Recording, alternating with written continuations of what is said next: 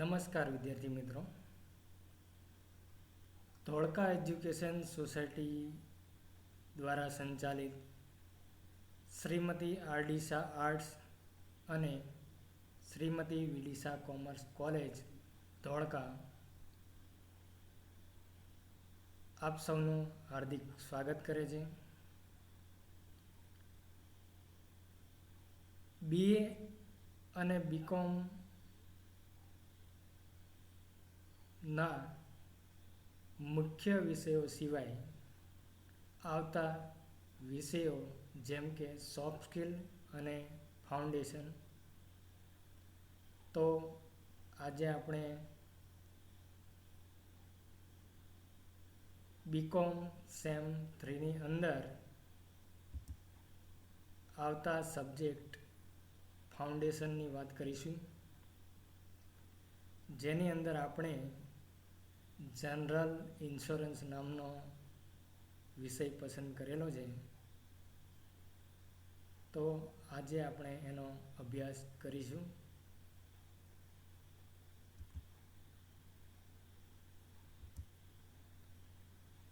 સૌથી પહેલા જોઈએ પ્રસ્તાવના.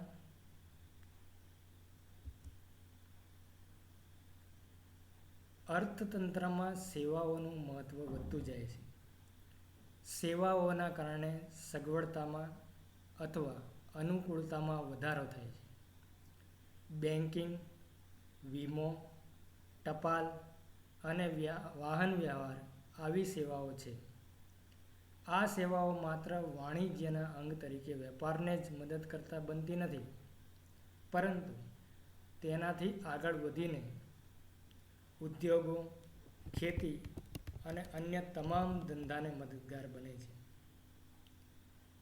બેન્કિંગ, વીમો, ટપાલ અને વાહન વ્યવહારની સેવાઓમાં એટલું બધું વૈવિધ્ય આવ્યું છે કે તે આર્થિક પ્રવૃત્તિઓની સીમાઓ વટાવી ગઈ છે અને તે કૌટુંબિક તથા સામાજિક વ્યવહારોની સેવાઓ પણ બની ગઈ છે. આધુનિક જમાનામાં આ સેવાઓના ક્ષેત્રે વિવિધતા જોવા મળે છે. હવે આપણે આપણા વિષય તરફ આગળ વધીએ તો વીમાનો અર્થ. વીમો એટલે શું? વીમો એટલે બે પક્ષકારો વચ્ચેનો એવો લેખિત કરાર કે જે દ્વારા વીમો લેનાર પ્રીમિયમની રકમના બદલામાં વીમો ઉતારનાર પાસેથી એવું વચન મેળવે છે કે જો તેને નક્કી કરેલા જોખમોના કારણે નુકસાન થાય તો નક્કી કરેલી રકમની મર્યાદામાં અને નક્કી કરેલી ગણતરી પ્રમાણે આર્થિક નુકસાન ભરપાઈ કરી આપવામાં આવશે. વિદ્યાર્થી મિત્રો, જ્યારે કોઈ એક વ્યક્તિ વીમો લે ત્યારે સામે પક્ષે વીમો આપનાર વ્યક્તિ પણ હોય છે. તો વીમો લેનાર અને આપનાર બંને વચ્ચે એક લેખિત કરાર એટલે કે લખાણ થાય છે કે જેના દ્વારા પ્રીમિયમની રકમના બદલામાં વીમો ઉતારનાર પાસેથી એવું વચન મેળવે છે કે જો મને નક્કી કરેલા જોખમોના કારણે કોઈ નુકસાન થાય તો નક્કી કરેલી રકમની મર્યાદામાં અને નક્કી કરેલી ગણતરી પ્રમાણે આર્થિક નુકસાન ભરપાઈ કરી આપવામાં આવશે.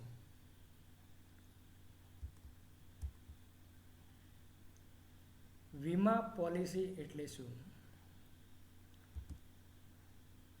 વીમાના લેખિત કરારને વીમા પોલિસી તરીકે ઓળખવામાં આવે છે.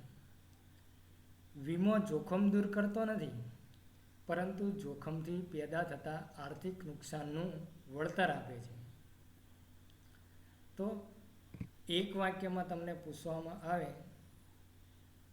કે વીમા પોલિસી એટલે શું, તો વીમાના લેખિત કરારને વીમાની પોલિસી તરીકે ઓળખવામાં આવે છે. વીમો જોખમ દૂર કરતો નથી, પરંતુ જોખમથી પેદા થતા આર્થિક નુકસાનનું વળતર આપે છે. તો વીમા પોલિસી એટલે બે પક્ષો વચ્ચેના લેખિત કરારને વીમા પોલિસી કહેવામાં આવે છે. ત્યારબાદ આવે છે મિત્રો વીમાના સિદ્ધાંતો. વીમાના મૂળ સામાજિકતા સાથે સંકળાયેલા છે અને તે બે પક્ષકારો વચ્ચેનો કરાર બને છે. આમ વીમો સામાન્ય કરાર નથી અને તેને સામાન્ય કરારના કાયદાથી જોડી શકાય નહીં. વીમો વિશિષ્ટ કરાર હોવાથી તેને સામાન્ય કરારના સિદ્ધાંતો ઉપરાંત નીચે જણાવેલા સિદ્ધાંતો પણ લાગુ પડે છે. તો જ્યારે બે પક્ષકારોની વાત આવે ત્યારે વીમાના સિદ્ધાંતો સામાન્ય ન રહેતા સમાજમાં પ્રવર્તે છે અને સમાજનું એક અંગ બની જાય છે. કારણ કે એકથી વધુ વ્યક્તિઓનો એમાં સમાવેશ થતો હોવાથી સામાજિકતા સાથે સંકળાઈ જાય છે.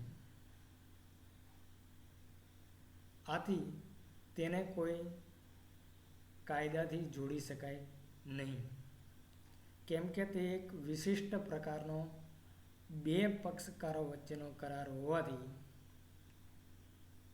વીમાના જે સિદ્ધાંતો છે, પ્રિન્સિપલ, એ લાગુ પડે છે અને તે મુજબ તેના કરારો બે પક્ષકારો વચ્ચે કરવામાં આવે છે. વીમાના સિદ્ધાંતોમાં સૌથી પહેલા સંપૂર્ણ ભરોસાનો સિદ્ધાંત, નુકસાન વળતરનો સિદ્ધાંત, વીમા યોગ્ય હિતનો સિદ્ધાંત,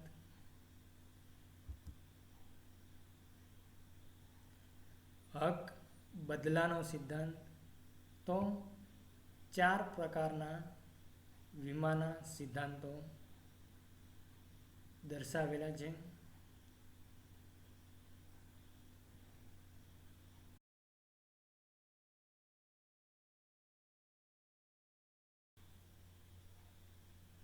સંપૂર્ણ ભરોસાનો સિદ્ધાંત. વીમાના કરારનો હેતુ નફો મેળવવાનો ક્યારેય ન હોઈ શકે.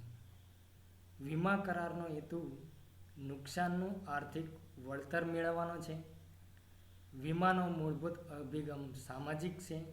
આથી વીમા કરારના પક્ષકારોએ પરસ્પર સંપૂર્ણ ભરોસો મૂકવાનો છે. કરાર કરતી વખતે બંને પક્ષકારોએ પરસ્પરને જરૂરી હોય તેવી વીમા વસ્તુ અંગેની બધી જ માહિતી આપવાની હોય છે. વીમો લેતી વખતે માહિતી પૂછવામાં ન આવી હોય છતાં જો કરાર ઉપર અસર કરતા હોય તો એક પક્ષે બીજા પક્ષને આપવાની હોય છે. કોઈપણ માહિતી છુપાવીને કરેલા વીમાનો કરાર એ દગો કહેવાય અને સંપૂર્ણ ભરોસાનો સિદ્ધાંત ભંગ થયેલો કહેવાય. જ્યારે પણ વીમાના પક્ષકારને ખબર પડે કે સંપૂર્ણ ભરોસાના સિદ્ધાંતનો ભંગ થયો છે, ત્યારે વીમા કરારને રદ સમજવામાં આવે છે અને વીમો લેનારને તેણે ભરેલા પ્રીમિયમની રકમ પરત મળી શકતી નથી. તેમજ જો નુકસાન થાય તો વળતર મેળવવાનો હક પણ રહેતો નથી. સંપૂર્ણ ભરોસાના સિદ્ધાંતમાં વીમો લેનાર વ્યક્તિ વીમો આપનાર વ્યક્તિ ઉપર સંપૂર્ણ ભરોસો મૂકે છે અને કોઈ પણ વાત છુપાવવામાં આવતી નથી. બધી જ વસ્તુ અંગેની માહિતી આપવાની હોય છે. માહિતી પૂછવામાં ન આવી હોય છતાં પણ જો કરાર ઉપર અસર કરતા હોય તો એક પક્ષે બીજા પક્ષને આપવાની હોય છે. કોઈ પણ માહિતી છુપાવીને કરેલા વીમાનો કરાર એ દગો કહેવાય અને સંપૂર્ણ ભરોસાનો સિદ્ધાંત ભંગ થયેલો કહેવાય. જ્યારે પણ પક્ષકારને ખબર પડે કે મેં જે ભરોસો કર્યો છે તે ભરોસાનો ભંગ થયો છે, ત્યારે વીમા કરારને રદ સમજવામાં આવે છે અને વીમો લેનાર વ્યક્તિને ભરેલા પ્રીમિયમની રકમ પરત મળી શકતી નથી. તેમજ જો તેને કોઈ વસ્તુ કે માલનું નુકસાન થાય તો વળતર મેળવવાનો હક પણ રહેતો નથી.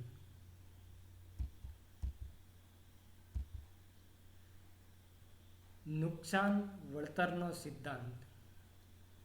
વીમો લેનારને નુકસાન થાય તો તેનું વળતર મળી શકે તે માટે વીમા કરાર થાય છે. વીમાના કરારનો અર્થ નુકસાન વળતરનો સિદ્ધાંત છે. વીમો લેનારને નુકસાન થાય તો કંપની તેનું વળતર કેટલું ચૂકવશે તે નક્કી કરવા આ સિદ્ધાંતનો ઉપયોગ થાય છે.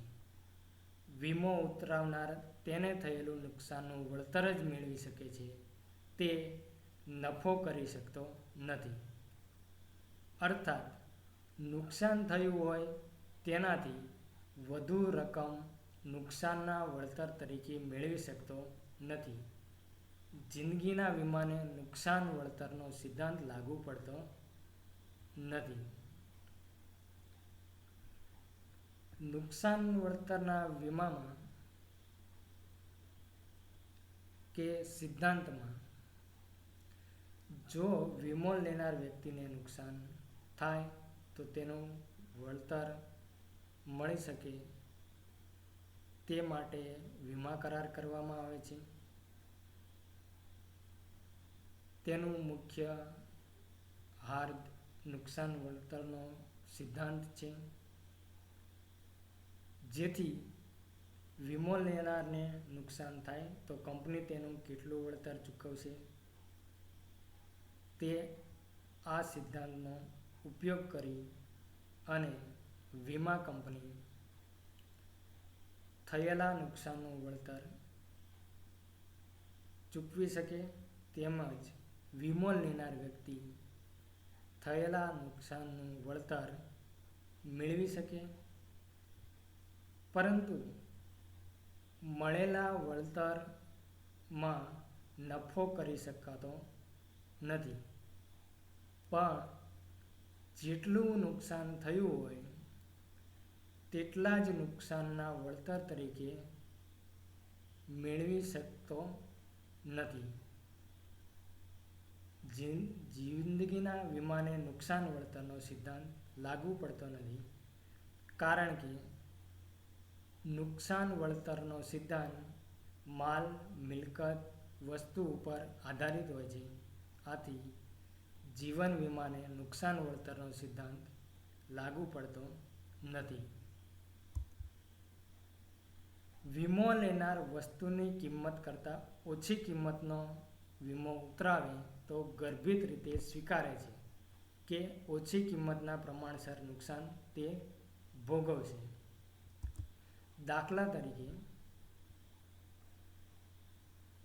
એક વ્યક્તિએ તેની ₹5 લાખની વસ્તુનો ₹3 લાખનો વીમો ઉતરાવેલ હોય, પરંતુ વસ્તુ સંપૂર્ણ નાશ પામતા તે વ્યક્તિને વધુમાં વધુ ₹3 લાખ જ નુકસાન વળતર મળે છે. એટલે પ્રથમ નુકસાન વળતરના સિદ્ધાંતમાં વ્યક્તિ પોતે સ્વીકારે છે કે મેં 5 લાખની વસ્તુની સામે 3 લાખ રૂપિયાનો વીમો ઉતરાવેલ છે. જો મને કોઈ નુકસાન થશે કે મારી વસ્તુ નુકસાન પામશે તો મને વધુમાં વધુ રૂપિયા 3 લાખ જ નુકસાન વળતર મળશે.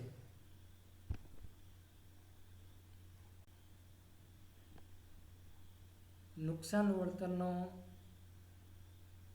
બીજો એક દાખલો આપણે ઉદાહરણ સ્વરૂપે સમજીએ. એક વસ્તુની કિંમત રૂપિયા 5 લાખ છે, પરંતુ તેનો વીમો રૂપિયા 3 લાખનો લેવામાં આવ્યો હોય અને તે વસ્તુ આંશિક રૂપે નુકસાન પામતા રૂપિયા 2 લાખનું નુકસાન થાય તો ઉતરાવેલ વીમાની રકમનું પ્રમાણસર વળતર રૂપિયા 1,20,000 મળશે. બીજા ઉદાહરણમાં એવું સમજાવવામાં આવ્યું છે કે સંપૂર્ણ કિંમતનો વસ્તુ હોય અને તેમાંથી અમુક રૂપિયાનો વીમો ઉતરાવેલો હોય અને અમુક રૂપિયાનું નુકસાન થાય તો ઉતરાવેલ વીમાની રકમનું પ્રમાણસર વળતર કેટલું મળશે તે પ્રમાણે ગણતરી કરવામાં આવી છે. વસ્તુની કિંમત 5 લાખ છે, તેનો વીમો 3 લાખ લેવામાં આવ્યો છે, આંશિક રૂપે 2 લાખનું નુકસાન થયું છે, તો વીમા કંપની તરફથી પ્રમાણસર જેનું મધ્યનું વળતર હશે તે 1,20,000 રૂપિયા મળશે. ત્રીજું ઉદાહરણ છે, વસ્તુની કિંમત રૂપિયા 5 લાખ હોય અને તેનો વીમો રૂપિયા 5 લાખનો ઉતરાવેલ હોય અને વસ્તુ સંપૂર્ણ નાશ પામે તો રૂપિયા 5 લાખનું સંપૂર્ણ વળતર વીમા કંપની ચૂકવશે. તો અહીંયા વસ્તુની કિંમત પણ 5 લાખ રૂપિયા છે, તેનો વીમો પણ 5 લાખ રૂપિયાનો જ ઉતરાવેલો છે અને વસ્તુ સંપૂર્ણ નાશ પામે છે, એટલે વીમા કંપની દ્વારા સંપૂર્ણ 5 લાખ રૂપિયા વીમા કંપની દ્વારા ચૂકવવામાં આવશે. તો આ હતા નુકસાન વળતરના સિદ્ધાંતના ઉદાહરણો. હવે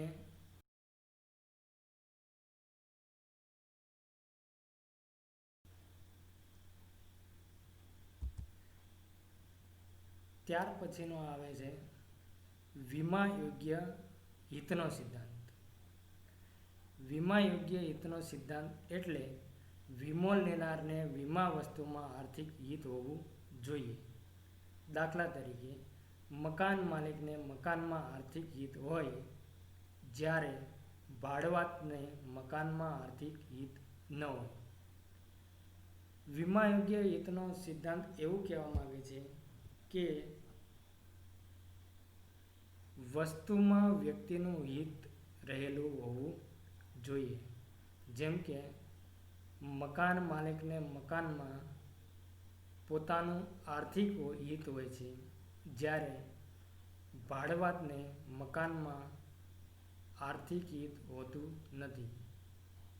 ભાડુઆત પોતાનું ભાડું આપીને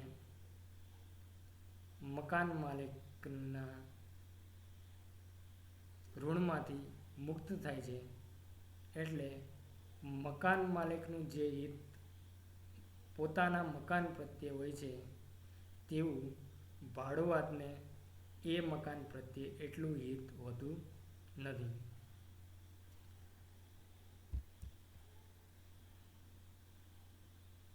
હક બદલાનો સિદ્ધાંત.